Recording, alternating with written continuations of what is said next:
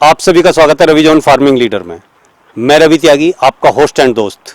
मेरे सभी किसान भाइयों को मेरा राम राम। तो किसान भाइयों, आज हम आए हैं मलिक गॉट फार्म, गांव भोजपुर, मोदी नगर, जो कि गाजियाबाद में है। तो चलिए मिलते हैं मलिक साहब से।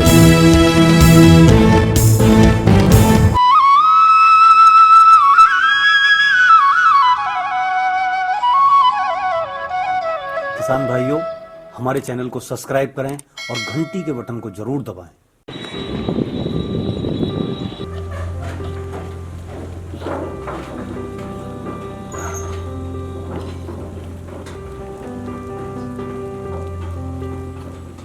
जानू भाई, आपका बहुत बहुत स्वागत है हमारे रवि जॉन फार्मिंग लीडर में। नमस्कार त्यागी जी, नमस्कार।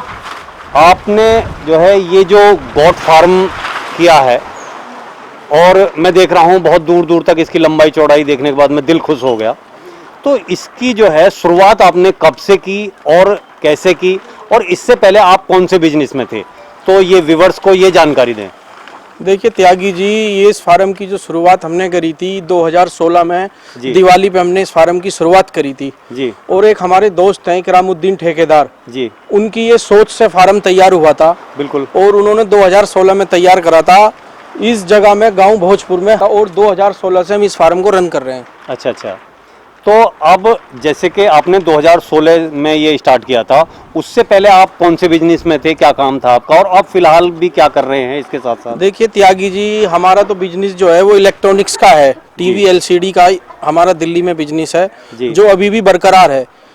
बकरे और बकरी पालन का हम एक बचपन से शौक था, उस शौक को पूरा करने के लिए हमने इस गांव का, अपने भोजपुर का चयन करा, जो कि हमारा बखूबी बहुत अच्छी तरीके से शौक भी पूरा हो रहा है। और शौक में ये बिजनेस में कब तब्दील हो गया हमें भी नहीं पता भी नहीं लगा। हाँ, मतलब वो खेल में हाँ। कि ये इतना बड़ा बिजनेस हो जाएगा फार्मिंग का, वो हमें भी नहीं मालूम हुआ। अच्छा, अब जैसे कि आपने ये स्टार्ट किया है, तो इसमें आपने करीब कितना इन्वेस्टमेंट किया? त्यागी जी, इसमें हमने 2016 में लगभग 25 लाख रुपए की इन्वेस्टमेंट करी थी, और अब 2019 में 15 लाख की इन्वेस्टमेंट और करी है। लगभग दोबारा से रेनोवेट भी किया है। हाँ, 40 लाख की हमारी लगभग इसमें इन्वेस्टमेंट हुई है जी। तो जैसे आपने 40 लाख की इन्वेस्टमेंट की, तो ये जो आपने स्ट्रक्चर बनाया है, वो इस पर कितना इन्वेस्टमेंट किया और ये कितनी जगह में है? त्यागी जी, ये हमारा जो इंफ्रास्ट्रक्चर है लगभग 1 एकड़ जगह में है जी, जिसके अंदर से हमारी लगभग 1 बीघा जमीन कवर्ड है इसमें। बाकी की जगह हमने ओपन रखी है जी। ओपन से हमें ये फायदा है कि हम सुबह को अपने बकरी और बकरों को छोड़ देते हैं ओपन में, तो वो अपना घास, उनकी ग्रीसिंग, चराई बहुत अच्छी हो जाती है। अच्छा, जिससे हमें बहुत फायदा हो रहा है। बिल्कुल। इससे हमें जो है 2 पैसे की बचत हो रही है, हमारा दाना, लौंग पत्ती बहुत कम लग रही है। हाँ, मतलब जो उनके जो खाने के इंग्रेडिएंट हैं, हाँ, और जो आपका फीड है, हाँ, वगैरह है, उसकी जो है आपको मतलब उसमें कहीं ना कहीं फायदा है, कहीं ना कहीं उसमें तो हमें। अब यहाँ जैसे आपने बताया कि 1 एकड़ में आपका जो है ये स्ट्रक्चर है, उससे अलग भी आपकी यहाँ पे जमीन कितनी है? त्यागी जी, अगर मैं जमीन की बात करूँ तो लगभग ही आप देख रहे हो, इसके पीछे बैक साइड में 1 एकड़ है, इसके पीछे 2 एकड़ है, तो लगभग इसके आसपास जितनी है सारी मिला के 4 या 3 एकड़ हमारी ये जगह है। 3-4 एकड़ है। हाँ, 4 एकड़। हाँ, इसमें क्या है, बाकी जगह का जो हम इस्तेमाल करने है, हम इसमें अपने बकरी और बच्चों का जो है फीड तैयार करते हैं। अच्छा, उसमें चारा वगैरह बोने के लिए वो करते हो इसमें।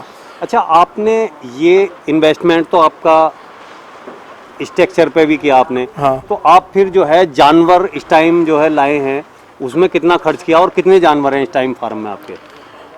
त्यागी जी, अगर मैं जानवर की बात करूं तो 2016 में मैं 220 जानवर खरीद कर लाया था जी, और 2019 में मैंने 210 जानवर खरीदे हैं जी। बीच में अगर मैं बात करूं इस बीच की, कि एक हमारे साथ प्राकृतिक घटना हो गई थी, जिसकी वजह से बीच में कुछ दिन ये फार्म हमें रोकना पड़ा जी। अब हम दोबारा से हमने 2019 में से ओपन कराया, जिसमें 210 जानवर हम खरीद कर लाए हैं। अच्छा, मतलब जो 210 जानवर आप खरीद के लाए? हाँ हाँ। तो आप अब इतने लंबे टाइम से इस बिजनेस में हैं, इसे देख रहे हैं, इसका उतार चढ़ाव आपने सभी चीज़ें इसमें देखी हैं, तो अब आप अपने आप को कहाँ महसूस करते हैं, कहाँ खड़ा हुआ देख रहे हैं? देखिए त्यागी जी, आप अगर इसकी माइनस और प्लस की बात करें तो मैं पहले माइनस की बात करूंगा। ऐसा नहीं है मेरे फार्म वाले भाई सब सोचते हैं कि फार्म कर लिया और बहुत बड़े फायदे की चीज़ है, ऐसा नहीं है। फायदा भी है मगर इसके कुछ माइनस पॉइंट भी हैं जी। जो ना जानकारी होने की वजह से मेरे फार्मर भाई अपना नुकसान कर लेते हैं और वे दोष कहीं ना कहीं जिससे माल लाते हैं उसको देते हैं, जबकि माल देने वाले का त्यागी जी इसमें मेरे हिसाब से कोई दोष नहीं होता। हमारे रख रखाव में कहीं ना कहीं कोई माइनस ऐसा पॉइंट रह जाता है जिससे अपना नुकसान हो जाता है। उसी के शिकार हम भी हुए हैं। अच्छा। ऐसा नहीं है कि हम नहीं हुए हैं, मगर हमने उस चीज़ों पे बहुत बारीकी से स्टडी करके दोबारा इस फार्म को रीओपन करा है और माशाल्लाह जब से बहुत अच्छी हमें ग्रोथ मिल रही है। अच्छा। और काफ़ी हमें ऑर्डर भी मिल रहे हैं, काफ़ी हमारे बकरी बच्चा सेल भी हुए हैं त्यागी जी। तो जैसे आपने प्रॉब्लम की बात बताई, तो आपके साथ क्या क्या इंसिडेंट हुए और क्या क्या प्रॉब्लम आई वो जरा किसान भाइयों को बताएं। मैं बताता हूँ अपने फार्म वाले भाइयों को। जैसे हमने 2016 में 200 जानवर खरीदे थे जी। तो त्यागी जी उसमें हमें उस टाइम पे वैक्सीनेशन की कोई जानकारी नहीं थी। अच्छा। जो बात है प्रॉपर जानकारी नहीं थी जी। और हमने राजस्थान के जंगल से, मेवात के जंगल से जानवर खरीद के अपने फार्म पर लाके छोड़ दिए और हमने इनका वैक्सीनेशन नहीं करा। वैक्सीनेशन ना होने की वजह से इनके अंदर PPR की एक बीमारी होती है जो सारे जानवरों में आ गई। अच्छा। जिससे हमारे जानवर मोटिवेट हो गए और हमें मलिक गोट फार्म को बहुत नुकसान उठाना पड़ा। उसके बाद जब हमें जानकारी हुई, हमारी एक टीम इकट्ठी हुई डॉक्टरों की, हमने उनसे विचार करे कि जी हमारा ऐसे ऐसे लॉस हुआ है। तो फिर उन्होंने हमें बताया, तो हमें उस टाइम जानकारी हुई कि वैक्सीनेशन के बिना फार्म में आप जानवर नहीं रख सकते, जिसका एक टाइम पीरियड होता है वैक्सीन करने का। हाँ, कि मतलब इतने टाइम से इतने टाइम में आपको लगाना ही है। आपको लगाना ही है। तो इस बार जब हमने त्यागी जी दोबारा से इसको रन करा तो वो सारी कमियां दूर करके हमने इस बार सारे वैक्सीनेशन, सारे टीकाकरण टाइमली करे और जिसका हमें दिखाई दे रहा है फायदा। रिजल्ट जो है सामने दिखाई दे रहा है। बहुत अच्छा है। इस बार कोई लॉस का सामना हमें अभी तक करना नहीं पड़ा है जी। तो अब जैसे कोई नया फार्मर है, हाँ, वो अगर काम करना चाहता है तो क्या ट्रेनिंग लेना बहुत जरूरी है या इसको पूरी तरह समझना बहुत जरूरी है? देखिए आपके विचार से। देखिए त्यागी जी, मैं तो नए फार्मरों के लिए यही बोलूंगा कि नया फार्म शुरू करने से पहले आप किसी भी फार्मर वाले से या कहीं भी पूरी प्रॉपर ट्रेनिंग लें और ट्रेनिंग लेने के बाद ही अपना कोई भी बकरी और बकरों का जो भी बिजनेस शुरू करना उसके बाद ही करें। इससे पहले कोई बिजनेस ना करें, अन्य तो लॉस में ही आएंगे। अच्छा, एक चीज, जैसे आप ट्रेनिंग की बात है, पहले टाइम में क्या था कि पहले टाइम में घर में बकरे पाल रहे हैं और वो कहीं ट्रेनिंग नहीं लेते थे, सब कुछ करीब करीब मैं समझता हूँ ठीक ठाक चल रहा था। उसमें और इसमें क्या फर्क है?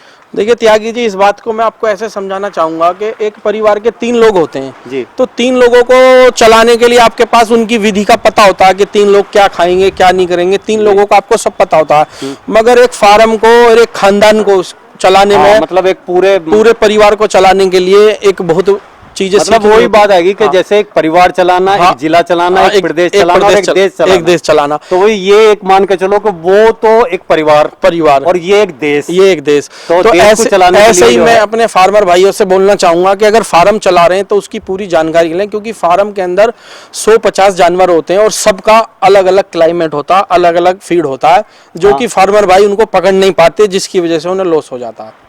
तो मलिक साहब, जैसा कि आपकी बहुत सारी कई रंगों की, कई तरह की बकरियां मुझे दिखाई दे रही हैं, तो उन सब ब्रीडों के बारे में बताएं कि आपके फार्म में कौन कौन सी ब्रीड है?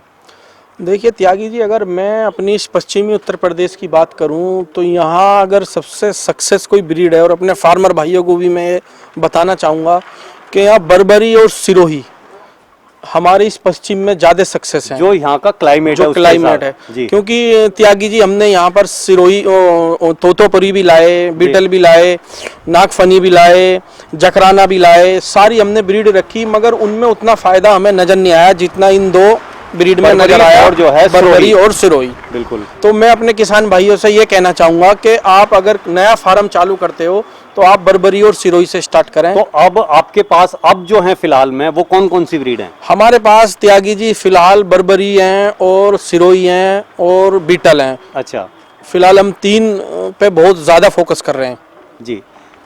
अब मलिक साहब, एक सवाल आता है कि छोटी पूंजी वाला एक छोटा किसान अगर ये गॉट फार्मिंग अपनी स्टार्ट करना चाहता है तो उसे कितनी पूंजी की जरूरत पड़ेगी और वो कहाँ से स्टार्ट करे, किस तरीके से स्टार्ट करे? त्यागी जी, मैं छोटे फार्मर के लिए एक ही बात बोलना चाहूँगा, वो कम से कम 50,000 से भी अपना फार्म स्टार्ट कर सकता है जी। ज़्यादा नहीं है कि हम 250 जानवर लाएं तो वो भी 250 लाएं, नहीं, आप 10 जानवर ले सकते हैं बर्बरी के जी, और 5 सिरोही, 5 मिला के दोनों, और लगभग उसका 50-60 हज़ार रुपये में फार्म स्टार्ट हो जाएगा। भाई 50,000 में तो ये आपने बताया कि वो माल आएगा, हाँ, थोड़ा बहुत स्ट्रक्चर वगैरह पे भी खर्च करना पड़ेगा। देखिए, लकड़ी का जो इंफ्रास्ट्रक्चर है बांस वाला, उससे सस्ता इंफ्रास्ट्रक्चर नहीं है। और फिर दूसरी बात ये भी है कि जब वो किसान है तो थोड़ा बहुत स्ट्रक्चर तो उसके पास ऑलरेडी से होता ही है, देखो जानवर वगैरह पलते हैं। त्यागी जी, मैं एक बात कहना चाहूंगा, जब आदमी किसी लाइन में कूदता है तो कुछ तैयारी वो अपनी करके आता है कि मुझे कहाँ पर ब्रीड रखने, कहाँ पर जानवर रखने, तो उतनी जगह उनके पास होती है। तो मैं तो कहना चाहूंगा अपना बस ये अपना जो हमारा इंफ्रास्ट्रक्चर है, आप इसको देखो, लकड़ी के बांस है, उसकी छोटी काट के बनाए तो वो बहुत कम पैसों में उसका इंफ्रास्ट्रक्चर तैयार हो जाएगा जी। उसके बाद वो उसको धीरे धीरे ग्रोथ करे, 10 बकरियां से स्टार्ट करे, 10 से वो फिर अपना आराम आराम से धीरे धीरे पहुंच जाएगा। ज्यादा करने की कोशिश ना करे, जैसे इसमें ज्यादा करेगा वो माइनस में आएगा, ध्यान इसमें नहीं रख पाता है आदमी जी। तो जानू भाई, सवाल अब ये उठता है कि अगर कोई किसान भाई इसे करना चाहता है और वो करने की सोच रहा है, तो उन सब किसान भाइयों से आप अपनी तरफ से क्या कहना चाहेंगे? मैं उन किसान भाइयों से और फार्म वालों से एक बात कहना चाहूंगा कि जहां से भी आप जानवर लें, उसकी वैक्सीन प्रॉपर या तो उसकी खुद करें या वहां से करवा के लें। बगैर वैक्सीनेशन करा हुआ जानवर वो अपने फार्म में या अपने घर पर ना लाएं, उससे उनको बहुत हानि हो सकती है जी। और मैं मलिक गोट फार्म की तरफ से ये कहना चाहूंगा, कोई भी फार्मर अगर नया अपना बिजनेस शुरू करना चाहता है तो मलिक गोट फार्मर उसको पूरा वैक्सीनेशन करा हुआ माल देगा, और वैक्सीनेशन का जो टाइम पीरियड है उस टाइम पीरियड को मलिक गोट फार्म अपने पास ही रखेगा, उसे किसान भाई को नहीं देगा। जो भी हानि होनी है वो मलिक गोट फार्म को ही होगी। हम अपने किसान भाई को नुकसान नहीं होंगे, क्योंकि हमने बहुत नुकसान सहा है। हाँ, तो मतलब अब ऐसा नहीं आप चाहते कि कोई अगर इसमें नया आदमी कूदता है तो वो कूदते ही गिर पड़े या उससे चोट लग जाए। हाँ, हम पूरी कोशिश करेंगे। अगर मिसाल के तौर पे हमसे कोई 10 जानवर खरीदता है जी, हम उसको यही वैक्सीन करेंगे, उसको बोलेंगे आप हमारे फार्म पे ही रहो 10 दिन 15 दिन, जब तक इनका टाइम पीरियड है जी, उसके बाद आप इन्हें लेकर जाना। बहुत अच्छे, आपने ये बहुत अच्छी बात हम उनको वो कितना भी हमसे बोलें कि हमें जानवर दे दो, अभी हम बिल्कुल नहीं देंगे। जैसे कि मैं अभी बताऊं, एक पार्टी हमारी सहारनपुर से आई हुई है जी, उसका पिछले 20 दिन से हमने वैक्सीन करके माल रख रखा है जी। और देखो ये आज गाड़ी खड़ी हुई है, अभी वो माल लेकर जाएगा सहारनपुर जी। 40 ब्रीड उनकी तैयार है हमारे पास। अच्छा अच्छा अच्छा। हाँ। तो जैसा कि आपने ये सब जानकारी दी और सब बात आपने बताई अपने फार्म के बारे में और किसान भाइयों को भी सलाह दी, तो उस सब चीज के बताने के और जानकारी देने के लिए आपका बहुत बहुत धन्यवाद। Thank you Tyagi ji, thank you. तो किसान साथियों, आपने मलिक साहब से उनकी कामयाबी की कहानी सुनी। अगर ये बात, ये कहानी उनकी अच्छी लगी हो तो वीडियो को लाइक करें, शेयर करें, चैनल को सब्सक्राइब करें और घंटी को जरूर दबाएं। ये वीडियो देखने के लिए आप सभी का बहुत बहुत धन्यवाद। मैं रवि त्यागी, रवि जॉन फार्मिंग लीडर से।